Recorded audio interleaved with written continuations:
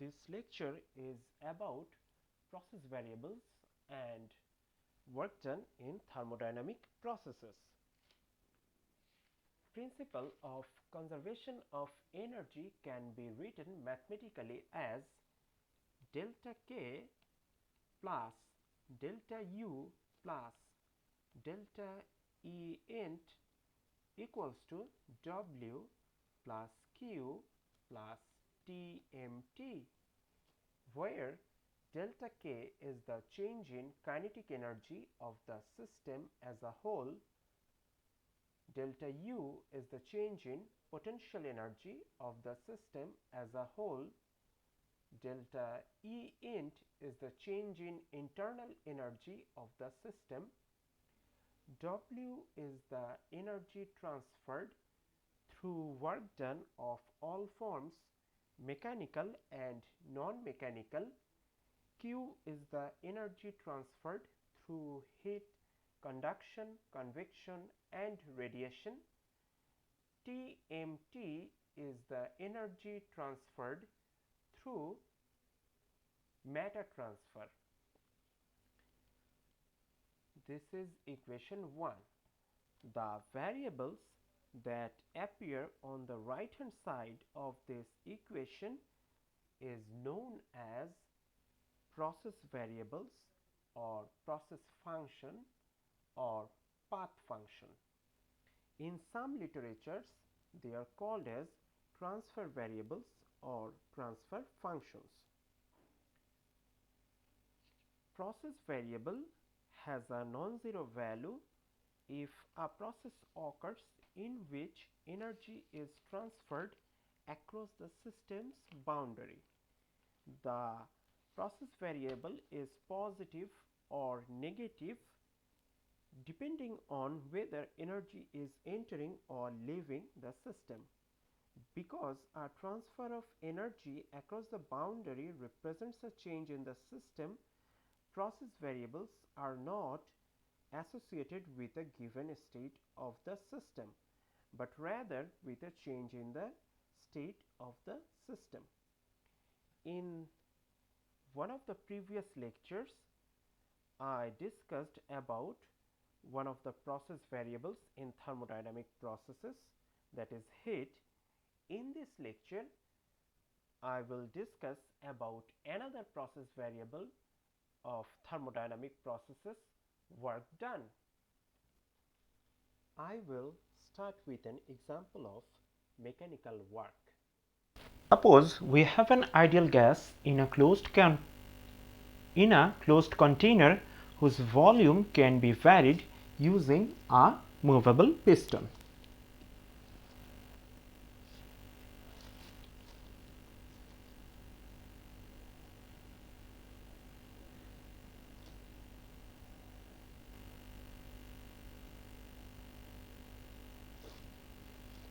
This is the container and this is the piston.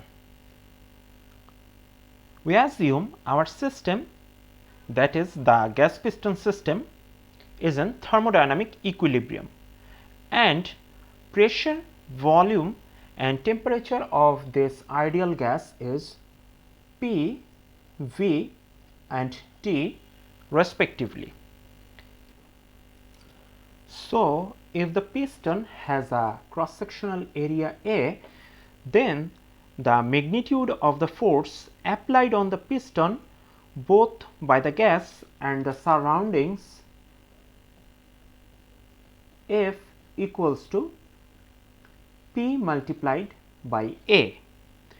Now, if an infinitesimal force is applied on the piston in the downward direction, so that the thermodynamic equilibrium do not get destroyed, then the net force applied on the piston can be considered equal to minus F j hat, and minus j hat is the direction of the force. Now, if the piston has an infinitesimal displacement dr vector that equals to minus dy j hat in the downward direction due to this force, then the work done on the ideal gas system d bar w equals to minus f j hat dot minus dy j hat, that equals to f dy, which is an infinitesimal amount of work.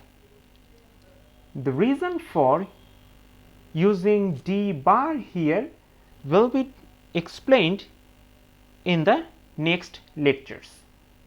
Now, F equals to PA, so d bar W equals to PA dy, and A dy equals to dV, that is the infinitesimal change in the volume of the ideal gas. We put a minus sign here to ensure that if work is done on ideal gas system, that is gas is compressed, we have positive work done, and if work is done by the ideal gas system, that is gas is expanded, we have negative work done.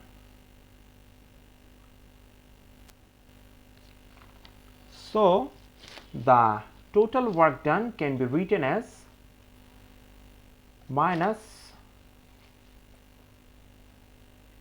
integration from Vi to Vf P dV, where Vi is the volume of the ideal gas at the initial state and Vf is the volume of the ideal gas at the final state. This expression is a general expression for work done for compressing an ideal gas kept in a closed container. This expression is also applicable for work done for expanding an ideal gas kept in a closed container. If we consider pressure as dependent variable for this ideal gas system, then temperature and volume V will be independent variable.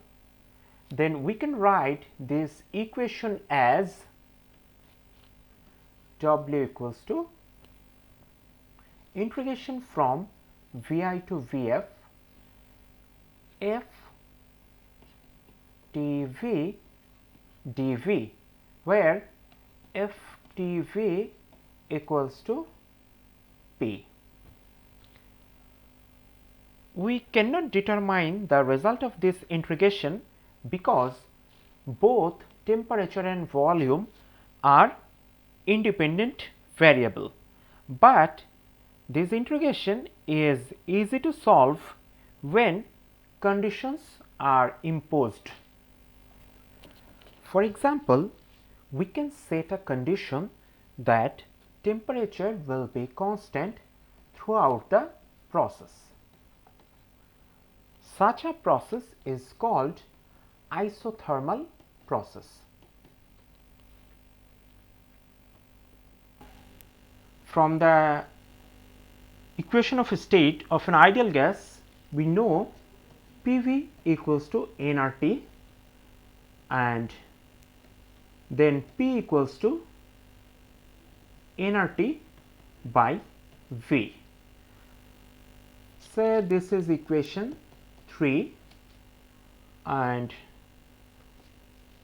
this is equation 2. Now we will put this equation 3, we will use equation 3 into equation 2. Then we get total work done W equals to integration from Vi to Vf nRT divided by V dV.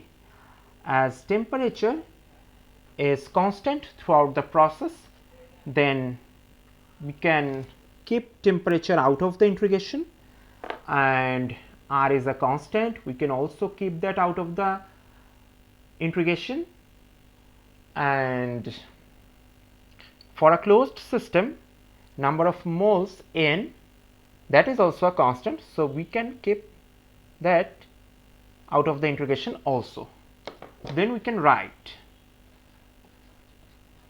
minus nRT integration from Vi to Vf dV by V, which is a very simple integration, and we can write minus nRT ln V, lower limit is Vi, upper limit is Vf, which equals to minus nRT into ln Vf by Vi.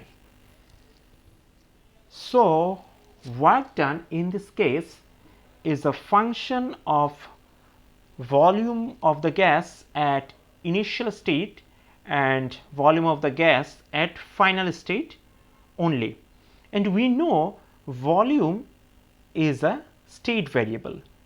In general, for any thermodynamic system, for any thermodynamic process, work done is always a function of state variables, and all other path functions for any thermodynamic process is a function of state variables too.